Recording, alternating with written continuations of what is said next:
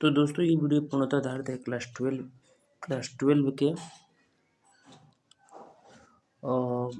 Chapter number 7 जिसका नाम है पुत्र वियोग। तो पुत्र वियोग के लेखक का नाम है, लेखिका है सुभद्रा कुमारी चौहान। इससे पहले सभी प्रकार की वीडियो आप लोग प्लेलिस्ट में जाकर के देख लीजिएगा, वहाँ अवेलेबल है। दोस्तों एक बात आपको बता रहे हैं कि सभी गद्य खंड का तो वीडियो हम पूरे गद्य खंड एक ही वीडियो में डाल चुके हैं और पद खंड का भी वीडियो हम डालेंगे मास्टर वीडियो के रूप में। एक ही वीडियो में सभी पाठ है, तो चैनल को सब्सक्राइब कर लीजिएगा, तो आपको पता चलेगा कि कब डाला गया है। और समय पेपर देने जाने से पहले एक दिन पहले एक ही बार में आप पूरा रिवीजन कर सकते हैं। तो चलिए शुरू करते हैं। लेखक परिचय में कह रहे हैं कि राष्ट्रीय भावधारा के प्रमुख है कवित्री सुभद्रा कुमारी चौहान का जन्म 16 अगस्त 1904 ईस्वी को इलाहाबाद उत्तर प्रदेश के निहालपुर गांव में हुआ था। इनकी माता का नाम धीरज कुमार, धीरज होना चाहिए यहाँ पर, धीरज कुमार, तथा पिता का नाम ठाकुर रामनाथ सिंह था। इनका विवाह 1919 ईस्वी में खंडवा मध्य प्रदेश निवासी ठाकुर लक्ष्मण सिंह चौहान से हुआ, जो अंग्रेज सरकार द्वारा जब्त कुली प्रथा तथा गुलामी का नशा नामक नाटकों के लेखक, प्रसिद्ध पत्रकार, स्वतंत्रता सेनानी तथा कांग्रेसी नेता थे। इन्होंने इलाहाबाद के क्रस्टवेट गर्ल्स स्कूल में प्रारंभिक शिक्षा प्राप्त की। प्रसिद्ध कवित्री महादेवी वर्मा इस स्कूल में उनके साथ पढ़ी थी। इन्होंने 9वीं कक्षा तक की पढ़ाई वाराणसी के थियोसॉफिकल सोसाइटी जो स्कूल था, थियोसॉफिकल स्कूल वाराणसी से प्राप्त की। इसके बाद ये शिक्षा अधूरी छोड़कर असहयोग आंदोलन में कूद पड़े। एकदम समझ लीजिए कि भर भर के क्वेश्चन हर जगह से आया हुआ है, इसलिए एक बार इसको देख करके और ऑब्जेक्टिव देखिएगा, 100% आप लोग का सही होगा। कहें कि इनमें छात्र जीवन से काव्य रचना की प्रवृत्ति थी। आगे चलकर ये प्रमुख कवित्री तथा साहित्यकार के रूप में प्रसिद्ध हुई। स्वाधीनता संघर्ष में सक्रिय भागीदारी के कारण इन्होंने अनेक बार कारावास की भी गई थी भुगती। ये मध्य प्रदेश से कांग्रेस पार्टी की MLA भी बनी। 1930 ईस्वी को कविता संग्रह मुकुल के लिए हिंदी साहित्य सम्मेलन का शेक्सपियर पुरस्कार भी इनको मिला था। 15 फरवरी 1948 ईस्वी को बसंत पंचमी के दिन नागपुर से जबलपुर लौटते समय हुई एक कार दुर्घटना में इनकी मृत्यु हो गई। सभी जगह से एक बार आप लोग पूरा देख लीजिए, उसके बाद में ऑब्जेक्टिव को देखिए, 100% समझ में आएगा। तो अब देख रहे हैं इनकी कुछ कृतियाँ, इनकी जो कुछ रचनाएं हैं। मुकुल है, मुकुल कविता संग्रह 1930 ईस्वी में प्रकाशित हुई थी। त्रिधारा जो था कविता चयन था। बिखरे मोती कहानी संग्रह, सभा के खेत जो कहानी संग्रह है। इसके अलावा भाषागत विशेषताएं इनकी कुछ है।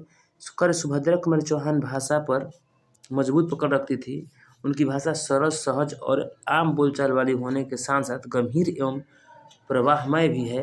भावाभिव्यक्ति की पूरी सक्षमता उनकी भाषा में मिलती है। छंद विधान एवं संगीतात्मक उनकी भाषा की प्रमुख विशेषताएं हैं। तो ये और इसके बाद इनकी जो प्रस्तुत कविता है, ये पाठ के परिचय दे रहे हैं। प्रस्तुत कविता पुत्र वियोग है, सुभद्रा कुमारी चौहान के प्रतिनिधि काव्य संग्रह मुकुल से ली गई है। यहाँ से ऑब्जेक्टिव आया, कहाँ से लिया गया है, तो मुकुल से। यह कविता निराला की सरोज स्मृति के पश्चात हिंदी में दूसरी शोक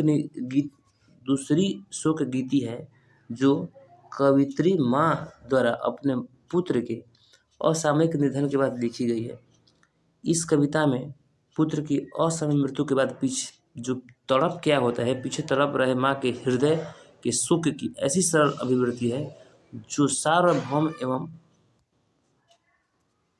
निवैयक्तिक होकर अमिट रूप से काव्य अर्जित करती है। दोस्तों इसमें पुत्र की मृत्यु हो जाने के बाद में उस पर क्या गुजरता है, उनकी माँ पर क्या गुजरता है, इसको इस कविता में दिखाया गया है। यदि एक बार आप पुत्र वियोग कविता को पढ़िएगा तो आप लोगों को पता चल जाएगा। तो ये रहा हमारा लेखक परिचय। अब हम ऑब्जेक्टिव क्वेश्चन की ओर देखते हैं। पुत्र वियोग जो कि अध्याय 7 है, ये आप लोगों के क्लास 12 का है, हिंदी सब्जेक्ट। तो इसके लेखक परिचय को देख लीजिएगा। पुत्र वियोग के लेखक का नाम है सुभद्रा कुमारी चौहान। सुभद्रा कुमारी चौहान। सुभद्रा कुमारी चौहान जी का जन्म कब हुआ था? तो 16 अगस्त 1904 ईस्वी में। 16 अगस्त 1904 ईस्वी में। 1904 में कहाँ हुआ था? तो इलाहाबाद के उत्तर प्रदेश में। उत्तर प्रदेश इलाहाबाद के एक निहालपुर गांव है, निहालपुर गांव में इनकी माता का नाम था धीराज कुंवर। धीराज कुंवर क्योंकि माता से आता है, उनके जन्मदिन से प्रश्न आता है। और उनके पिता का नाम था ठाकुर राम प्रसाद। राम प्रसाद। एक बार फिर से कर देते। 1904 ईस्वी में जन्म हुआ था। कहाँ? इलाहाबाद उत्तर प्रदेश के निहालपुर गांव में। माता का नाम धीराज कुंवर और पिता का नाम ठाकुर राम प्रसाद। चलिए अब ऑब्जेक्टिव पर देखते हैं, क्योंकि इनके बारे में जो भी और कुछ है उसको जा करके आप देख लीजिएगा लेखक परिचय में। करे कि फिर भी कोई कुछ न कह सका, छीन ही गया खिलौना मेरा। यह पंक्ति किस शीर्षक से कविता से है? तो ये है पुत्र वियोग से। कह रहा है कि मेरा खोया हुआ खिलौना अब तक मेरे पास न आया। यह पंक्ति किस शीर्षक कविता से है? पुत्र वियोग से है। मेरा खोया हुआ खिलौना। पुत्र वियोग से माँ का जीवन कैसा हो गया है? पुत्र के वियोग से है माँ का जीवन कैसा हो गया है? तो सुना सुना सा।